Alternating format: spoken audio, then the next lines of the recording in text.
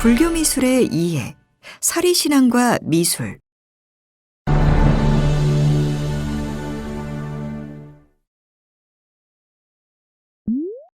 붓다가 열반에 들고 유해를 화장한 후 남은 유골인 사리를 모아 탑을 세웠습니다. 위대한 스승을 더 이상 만날 수 없게 되어 탑에 모신 사리는 가장 중요한 흔적으로 신앙되었습니다. 탑은 불교의 상징이면서 교단의 중심이었습니다. 불교가 전파되는 곳마다 모든 지역에 탑이 세워집니다. 그럼 수많은 탑 속에 모두 붓다의 사리가 있는 것일까요? 또 탑에 모신 사리는 어떠한 모습으로 넣게 되는 것일까요? 붓다 자체이기도 한 사리는 숭배의 대상인데 어떤 방식으로 장엄되는지 궁금합니다. 이번 학습을 통해 여러분은 사리와 사리장엄에 대해 설명할 수 있게 될 것이며 삼국시대 사리신앙의 전례와 현존하는 장엄구의 특징에 대해 설명할 수 있게 될 것입니다. 사리는 무엇일까요? 대부분 한 번쯤 들어보셨을 것 같습니다.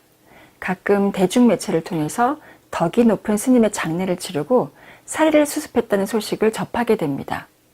사리의 사전적 의미는 참된 수행의 결과로 생기는 구슬 모양의 유골입니다. 산스크리트어를 소리나는 대로 적은 것이고요. 몸이나 뼈, 시신 등을 뜻합니다. 원래는 석가모니의 유골을 말하지만 점차 넓은 의미로 확대되었습니다. 부처의 사리는 불사리 또는 신사리라고 부릅니다. 외형에 따라 전신사리와 쇠신사리로 나누기도 하는데요. 시신과 다비하고 얻게 된 유골을 구분한 것입니다. 시간이 지나면서 그의 정신적 유산인 경전도 사리로 인식하여 법사리라고 하였습니다. 그리고 인조사리 개념도 나타납니다. 경전을 보면 사리를 구할 수 없는 경우에는 금, 은이나 보석으로 사리를 만든다고 하였습니다. 또한 가진 것이 없는 자는 바닷가에서 깨끗한 돌을 줍거나 나무 뿌리를 사용하여 만들 수 있다고 하였습니다. 실제 탑에서 발견되는 사리 중에는 보석으로 추정되는 경우도 많습니다. 사리는 처음에는 석가모니의 시신과 유골을 뜻하는 용어였지만 스님이나 불교 신자의 유골도 모두 사리라고 부르게 됩니다. 점차 그가 남긴 가르침을 담은 경전도 법사리라고 하여 사리의 범주에 포함했으며 탑에 모셔졌습니다. 우리가 지금부터 공부하게 되는 사리는 이처럼 광범위한 의미를 모두 포함하는 용어로 이해하시면 되겠습니다. 불교에서 석가모니의 실제 유골인 이른바 진신사리에 대한 열망과 경배는 당연합니다. 그럼에도 사리는 구체적으로 무엇인지와 상관없이 존재 자체가 귀중한 것이었습니다. 따라서 사리를 장엄하는 문화가 발전합니다. 불교에서 장엄은 좋고 아름답게 꾸미는 것으로 정토의 모습에서 유래했습니다. 맑고 깨끗하여 속된 것이 없는 청정무구와 지극하게 아름다운 불국토의 세계처럼 장식하는 것이죠. 불보살을 황금빛으로 만들거나 사찰의 전곽과 탑을 화려하게 꾸미는 것도 마찬가지입니다. 사리는 귀한 그릇에 겹겹이 넣어 봉안합니다. 다중의 용기를 사용하는 것이죠. 그릇은 좋은 재료를 사용하고 표면도 화려하게 장식하여 탑에 모시게 됩니다. 사리를 넣는 용기는 가장 좋은 재료를 선택하는데 금이나 유리, 수정 등으로 만들었습니다. 바깥에 쓰는 기물일수록 재료의 가치는 조금씩 낮아지고 종류도 달라집니다. 사리를 봉안하는 기물 일체를 사리 장엄구라고 하며 주변을 장엄하는 데에는 다양한 보석도 활용됩니다. 여러 종류의 다중용기에 사리를 담는 방식은 초기부터 불교의 관례로 정착되었습니다. 붓다의 사리를 모신 당시부터 인도나 중국, 우리나라와 일본 등 사리 장엄구는 기본적으로 다중용기를 사용합니다. 다만 기물의 재료, 구성이나 형태 등은 시대와 지역에 따라 다를 수 있습니다. 또한 사리를 봉안하는 후원자의 경제적 배경도 영향을 줄 수 있습니다. 그렇지만 다중용기를 쓰면서 안쪽 내함은 귀한 재료로 만들고 가장 바깥쪽 외함은 석재로 사용하는 것과 같은 방식은 비교적 일관되게 유지되었습니다. 또한 사리구와 함께 여러 종류의 예물을 함께 넣는 방식도 유사합니다. 사리를 봉안하면서 신앙심을 담아 소중한 공양품을 함께 넣는 것입니다. 사리 장엄구는 탑의 아래에 매납하거나 탑의 몸체 내부에 모시기도 합니다. 중국에서는 탑 아래를 지공이라고 하고 탑 신부에 들어가는 것을 천공이라고 표현합니다. 탑의 지공이나 천공에 봉안된 사리는 다시는 볼 수 없습니다. 무덤의 성격을 지니고 있기 때문에 보통 그런 방식을 사용했습니다. 그러나 사리를 보고 예배할 수 있는 경우도 있었습니다. 목탑이나 별도의 정각에 안치하는 방식으로 중국에서 확인됩니다. 현존하는 유물은 없지만 문헌에는 기록되어 있습니다. 또한 중국의 도낭벽화에 사리를 모시고 예배하는 모습이 묘사되어 다양한 방식으로 사리를 안치했던 것을 알 수 있습니다. 그럼 오래전 붓다의 사리를 봉안한 장엄구는 어떠한 모습이었을까요? 초기 사리 장엄 방식을 살펴볼 수 있는 중요한 자료일 텐데요. 아쉽게도 현존 유물은 거의 없습니다. 오랜 시간이 흐른 탓도 있지만 후대에 탑을 열어 다시 만들거나 변형한 경우가 많아서 원래 상태 그대로 보존되기 어려웠습니다. 우리는 첫 시간에 근본 8탑에 대해 공부했습니다. 경전에는 붓다의 사리를 8부분으로 나누어 각 나라에 안치했다고 하였습니다. 아마도 지역마다 나름의 예를 갖추어 사리를 봉안했겠지만 당시 정황을 알려주는 문헌 기록은 남아있지 않습니다. 그런데 마우리아 시대 아쇼카 왕이 근본 8탑 가운데 7곳에서 사리를 꺼내 다시 분사리를 하였습니다. 나눈 사리를 각지에 보내 84,000개의 탑을 세웠다고 알려져 있습니다. 아쇼카는 불법을 전파하고 정치적 세력을 확장하기 위해 수많은 탑을 건립했던 것입니다. 그럼 탑 속에 봉안한 사리는 어떤 모습이었을지 궁금합니다. 이와 관련해서는 문헌 기록이 남아 있습니다. 문헌마다 다소 차이가 있지만 다중용기에 담아 사리를 봉안한 것을 알 수 있습니다. 5중 또는 3중으로 만들고 금은이나 수정을 사용하여 기물을 제작했습니다. 탑의 건립과 사리 장엄이 대규모로 계획되고 실행되는 과정에서 일정한 질서와 체계를 갖추게 된 것입니다. 이렇게 정립된 사리 장엄의 방식은 후대에 지대한 영향을 끼치게 됩니다. 근본 8탑은 일부만 발굴 조사가 이루어졌고 아쇼카 왕의 사리 장엄구도 거의 남아있지 않습니다. 근본 8탑 가운데 붓다의 출생지로 알려진 지금의 피프라하에 있는 스투파에서 사리기가 발견되었습니다. 5점의 사리기는 활석과 수정으로 만들어졌고 일부 용기에는 금제구슬과 진주, 소정, 산호 등 공양품이 들어있었습니다. 특히 활석으로 만든 기물의 윗부분에 붓다의 유골을 봉안했다는 명문이 있어 주목됩니다. 그렇지만 이러한 유물은 탑이 처음 만들어진 시기에 제작된 것이 아니라 후대의 복원품으로 추정되고 있습니다. 그럼에도 구형합과 같은 기형이 가장 오래된 사리구의 형태였을 가능성은 확인할 수 있습니다.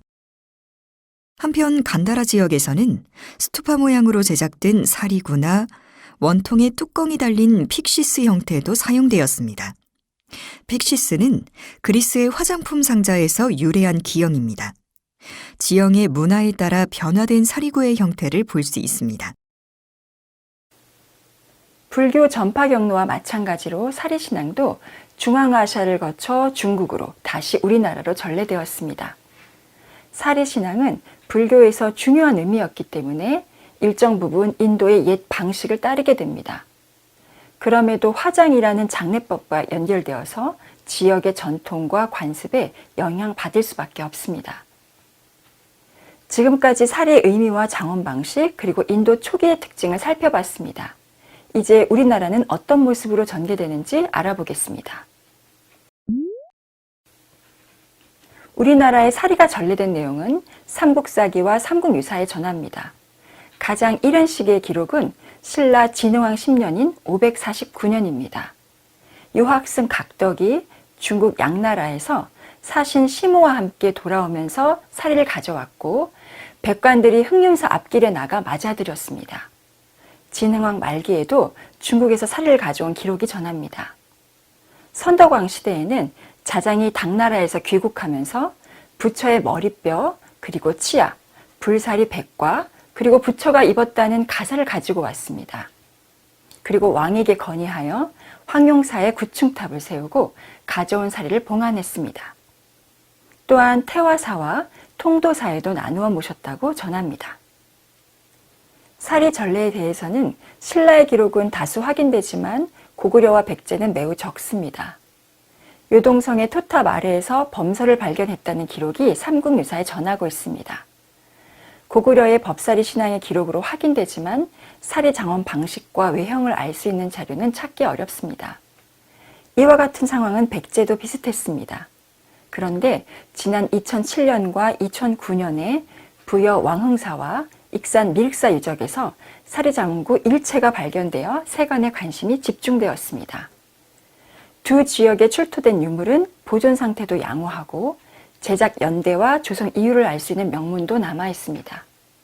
백제의 사리장엄을 이해하고 나아가 우리나라 사리장엄의 역사를 다시 쓸 수 있는 중요한 발견입니다. 먼저 왕흥사 묵탑의 사리장엄구를 살펴보겠습니다. 왕흥사는 백제의 주요 사찰로 발굴 조사를 통해 여러 건물지와 목탑의 흔적을 찾았습니다. 그 과정에서 목탑의 중앙 기둥을 떠받치는 주춧돌인 심초석 내부에서 사리장엄구를 발견했습니다. 사리를 담은 병은 금으로 만들고 은제 사리호와 청동 사리압으로 구성되었습니다. 삼중으로 된 다중 용기에 사리를 넣고 안쪽에 기물을 귀중한 재료로 만드는 방식입니다. 금제 사리병은 굽이 있고 아래로 갈수록 볼록해지는 호리병 형태로 만들었습니다. 은제 기물은 긴 목 아래로 둥근 몸체가 연결되며 낮은 굽을 갖춘 항아리 형태입니다. 청동제 사리함은 바닥이 납작한 원통형이며 뚜껑에 달린 손잡이는 부러진 채 발견되어 복원되었습니다. 전체적으로 화려한 장식은 없지만 기물의 형태에 안정감이 있고 마무리가 잘 된 모습입니다. 또한 새 기물의 뚜껑은 모두 비슷한 형태로 제작되어 일관된 특징을 보여줍니다. 한편 사리압의 외면에는 재미있는 기록이 있습니다. 모두 29글자가 새겨져 있는데 정유년에 창왕이 죽은 왕자를 위하여 사찰을 세우고 이매였던 사리가 신의 조화로 세매가 되었다고 적었습니다. 마무리가 위덕왕의 가족에 대해 언급이 없고 아들에 대한 내용도 서술되지 않았습니다. 그러니까 유물을 통해 새로운 내용을 알 수 있게 된 것입니다. 또한 사리를 봉안한 577년은 현재까지 알려진 출토품 가운데 가장 이른 시기의 사리장엄에 해당됩니다. 부처의 열반일인 2월 15일을 선택한 것도 주목되는데 아들을 위해 특별하게 선택한 추모일로 보입니다. 또한 사리가 원래는 이매였지만 기적을 보여 세매가 된 것도 흥미로운 부분입니다. 발굴 당시 사리는 발견되지 않았습니다. 사리가 스스로 빛을 발하거나 신적인 영험함을 일으켜 숫자가 늘어나는 현상은 중국의 기록에서도 찾아볼 수 있습니다. 신통력을 발휘해 신앙심을 극대화하면서 부처의 보살핌을 받고 있다는 정치적 광고 효과를 염두에 둔 것입니다. 창왕은 신라에게 치욕적인 죽음을 당한 아버지 성왕의 뒤를 이어 즉위했습니다. 부왕의 죽음에 큰 책임감을 느끼면서 불안한 입지로 국정 운영을 시작했습니다. 그런데 아들을 먼저 떠나보내는 슬픔도 겪었습니다.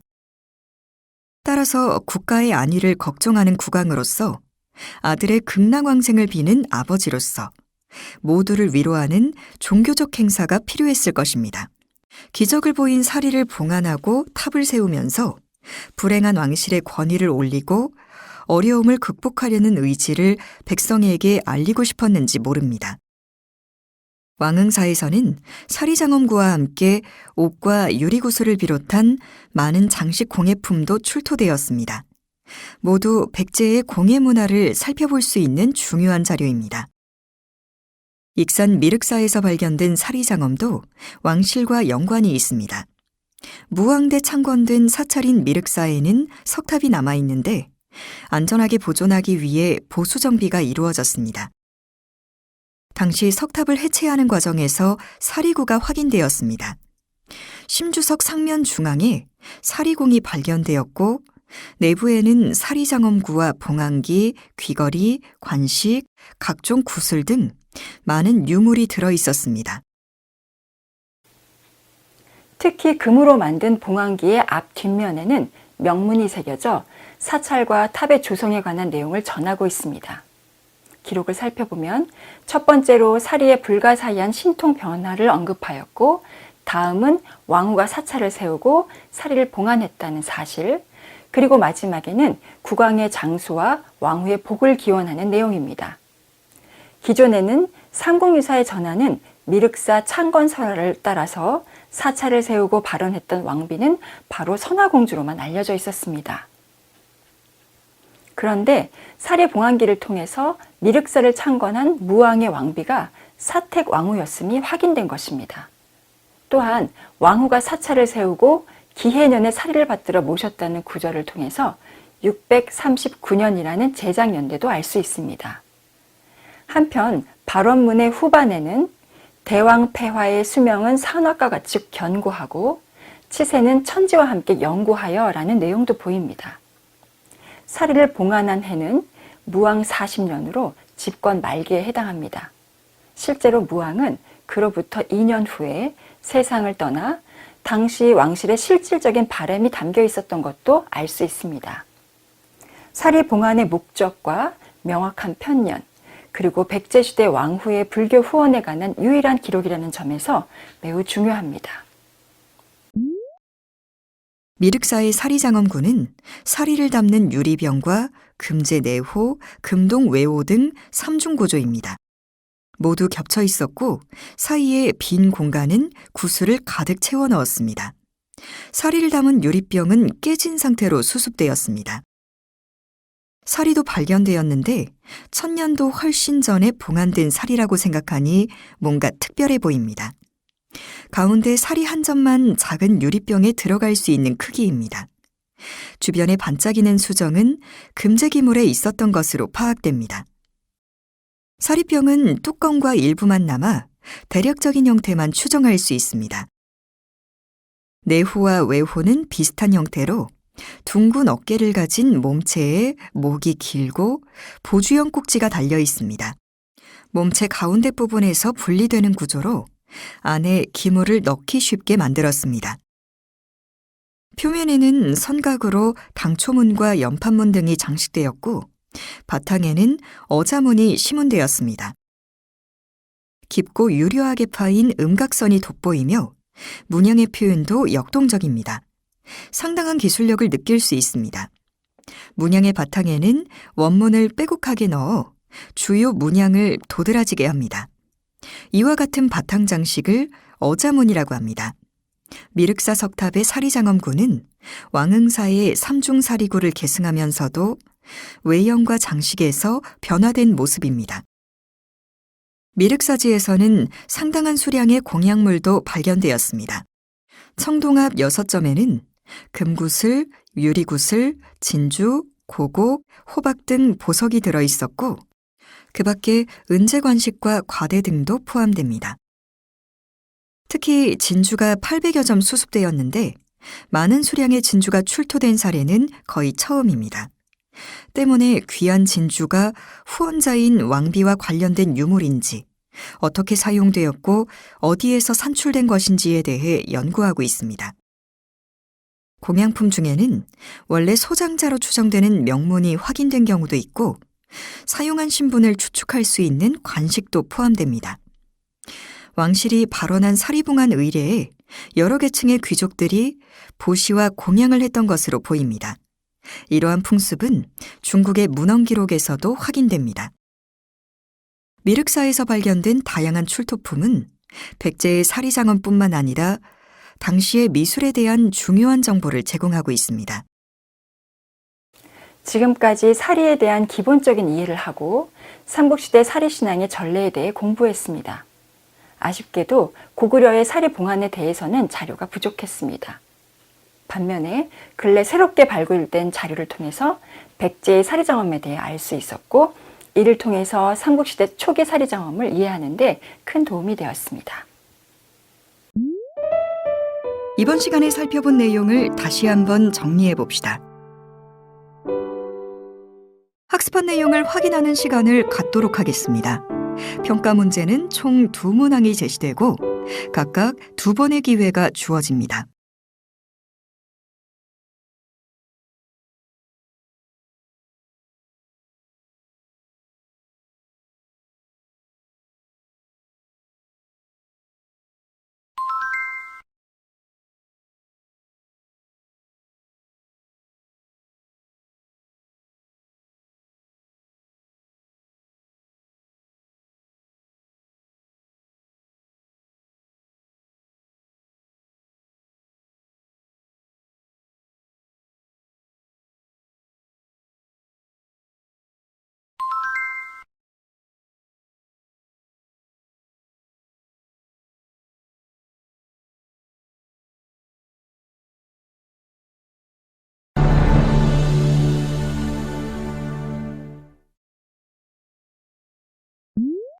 우리나라 사리전래에 대한 문헌 기록은 신라의 이야기가 대부분입니다.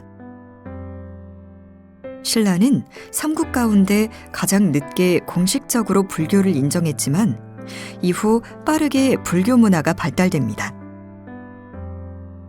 개인의 안녕을 소망하는 것에서 나라의 안위를 지키는 호국불교의 성격이 강화되었습니다. 모두를 아우르는 종교의 힘은 통일을 이루는 원동력이 되었습니다. 이러한 상황에서 신라의 사리신앙은 어떻게 받아들이고 발전되었는지, 사리장엄구의 특징은 무엇인지 살펴보겠습니다.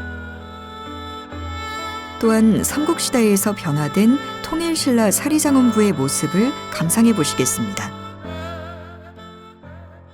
이번 학습을 통해 여러분은 신라의 사리신앙에 대해 설명할 수 있게 될 것이며, 통일신라의 대표적인 사리장엄구를 알아보고 시대적 특징에 대해 설명할 수 있게 될 것입니다. 삼국 가운데 가장 먼저 사리가 전래된 것은 신라로 기록되어 있습니다. 진흥왕 때 549년으로 중국에서 보낸 사리는 흥륜사에 안치되었습니다. 그때 유물은 전하지 않지만 선덕왕 시대의 사리장엄은 확인할 수 있습니다. 선덕왕은 분황사를 건립하던 시기인 634년경에 석탑을 세웠습니다. 여왕의 왕위 계승에 대한 정당성과 위험을 알리기 위한 대규모 불교 후원이었습니다. 정치적인 목적이 반영된 것이죠. 사리장엄구는 2층 탑신 중앙에 놓인 석함에서 발견되었습니다. 녹색 유리병 파편과 은합, 구슬 등도 포함되어 있습니다. 그렇지만 후대에 추가된 유물이 많아서 사리봉안 당시의 원래 모습을 확인하기는 어렵습니다. 신라 왕실에서 세운 황룡사 9층 목탑도 유명합니다. 나라의 안위를 지키고 국력과 왕권을 강화하기 위해서 만들었습니다. 지금은 절터만 있고 목탑은 고려시대 몽골의 침입으로 소실되었습니다. 다행히 사리구가 발견되었고 신초석 아래에서도 사리와 관련된 유물이 확인되었습니다. 그렇지만 목탑은 통일신라 시대에도 수차례 지진과 낙뢰 피해를 입어서 수리하고 다시 축조됩니다. 따라서 후대 추가된 유물이 포함되어 있습니다. 때문에 분황사와 황룡사의 사리장엄에 대해서는 출토 유물의 용도와 편년에 대하여 연구가 지속되고 있습니다. 삼국통일을 이룬 후 신라는 더욱 많은 사찰과 탑을 세웠습니다. 삼국유사에는 사찰이 하늘의 별처럼 펼쳐지고 탑은 기러기처럼 늘어섰다고 기록해서 신라시대 경주의 모습을 상상해 볼 수 있습니다. 수많은 탑에 봉안된 사리장엄 가운데 대표적인 현존 유물을 선별해서 통일신라의 특징을 알아보겠습니다. 가장 먼저 주목할 수 있는 유적은 가문사입니다. 은혜에 감사한다는 의미를 가진 사찰입니다. 문무왕은 아버지 태종무열왕과 외삼촌 김유신과 함께 삼국 통일의 대업을 이루는데 중요한 역할을 한 인물입니다. 그는 사후에도 국가의 안위를 걱정하며 동해의 용이 되어 나라를 지키겠다고 유언했습니다. 그래서 불교식으로 화장하여 동해 대왕암에 모신 것으로 알려져 있습니다. 대왕암은 감은사에서 아주 가까운 바다에 있습니다. 문무왕을 이은 신문왕은 아버지 뜻을 기념하고 은혜에 감사하기 위해 대왕암과 가까운 자리에 감은사를 지었습니다. 현재는 절터에 2기의 3층 석탑이 남아 있습니다. 동서로 자리한 석탑에서 사리장엄구가 비교적 완전한 모습으로 확인되었습니다. 삼국유사에는 신문왕 2년인 682년에 감은사가 완공되었다고 전합니다. 따라서 누가 언제 왜 만들었는지를 알 수 있는 중요한 유물입니다. 동탑과 서탑의 사리장엄구는 세부의 차이는 있지만 전체적으로 구조와 형태가 비슷합니다. 금동 외암의 바깥면에는 사천왕이 사리를 수호하고 있습니다. 그 안에는 섬세하고 화려한 장식이 돋보이는 내암이 들어 있습니다. 이러한 형태는 정각형이나 보장형 사리기로 부릅니다.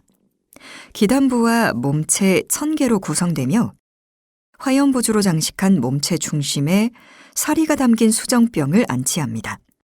사리병은 수정을 깎고 다듬어 병으로 만들고 뚜껑은 금선과 금 알갱이를 붙여 화려하게 장식했습니다.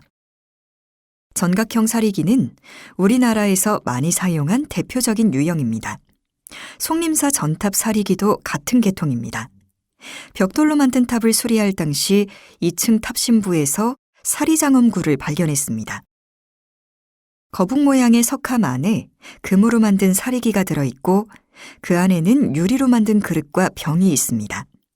기단부와 몸체 1000개로 구성되며 몸체 안에 사리를 모시는 구조입니다. 금판을 오려 작은 부분까지 세밀하게 표현하였습니다. 반짝이는 금색과 녹색 유리의 조화도 아름답습니다. 유리병에 사리를 담는 경우는 있지만 유리 그릇을 함께 사용한 것은 다른 나라에서는 보이지 않는 독특한 부분입니다. 불국사 석가탑 사리장엄구에서도 전각형 사리기를 볼 수 있습니다.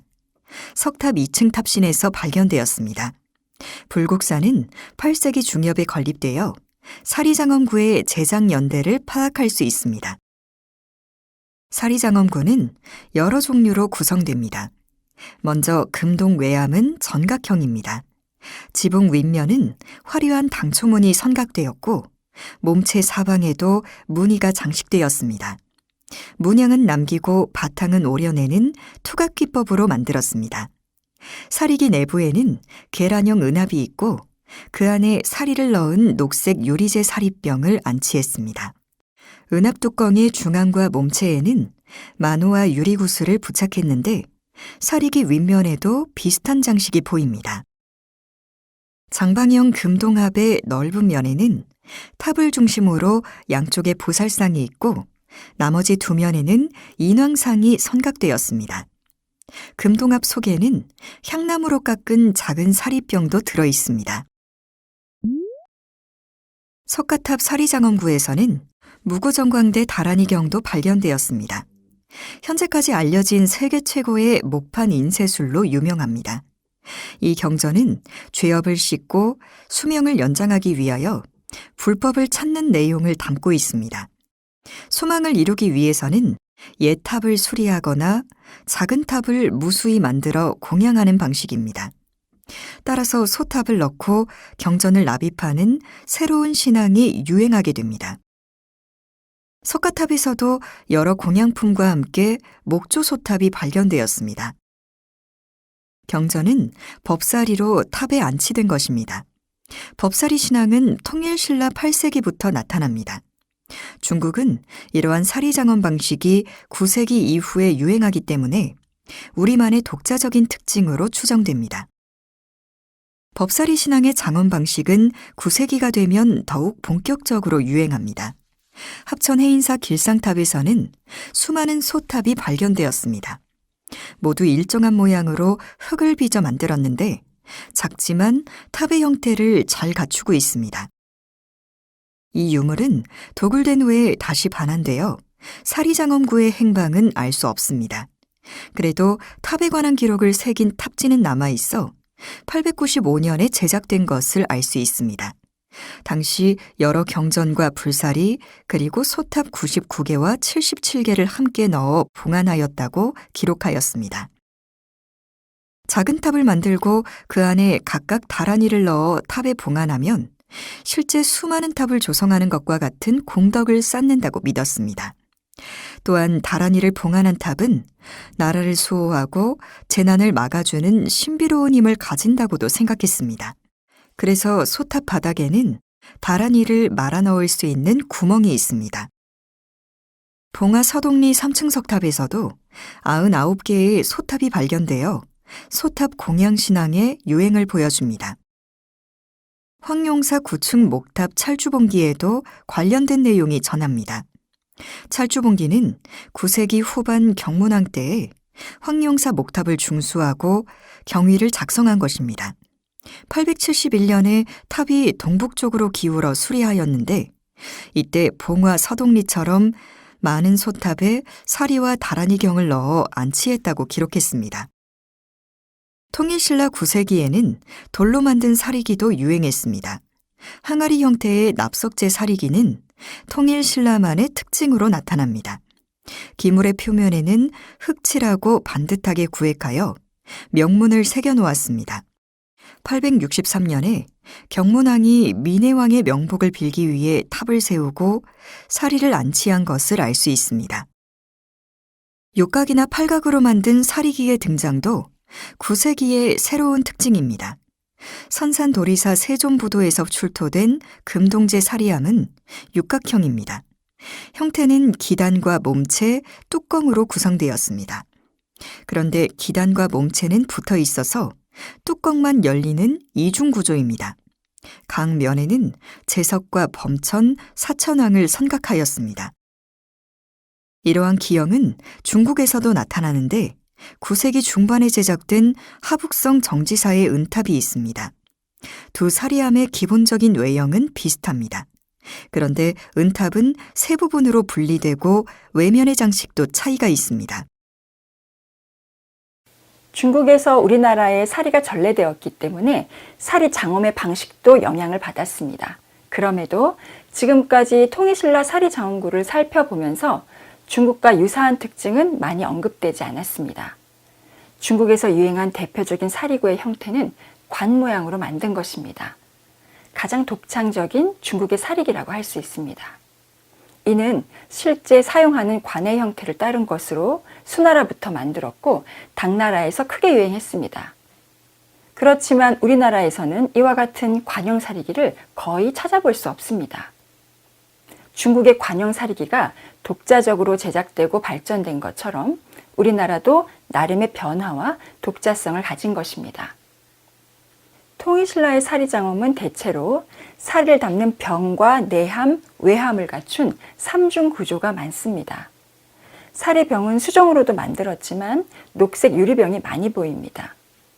8세기 중엽을 중심으로 전기와 후기로 구분해 정리해보면 전기에는 전각형 사리개의 형태가 많이 나타납니다.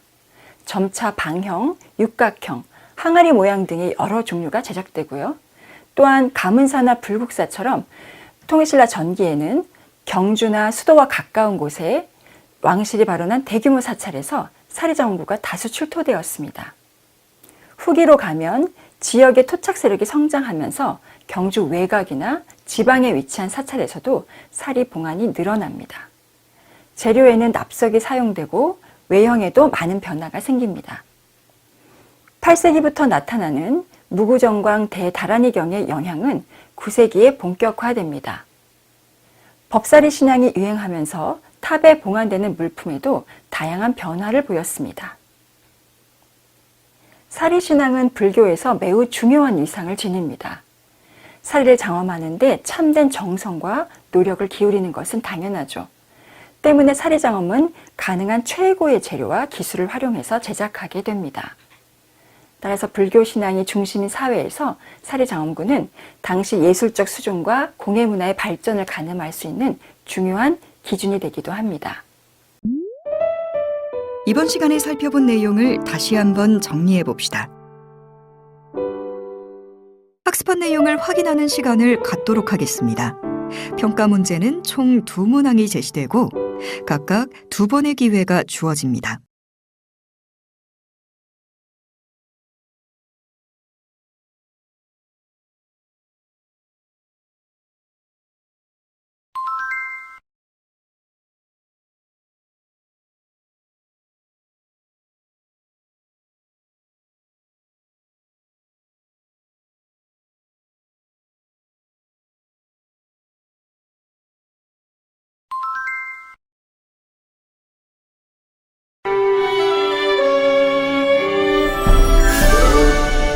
불교 미술의 이해, 사리신앙과 미술, 수고하셨습니다.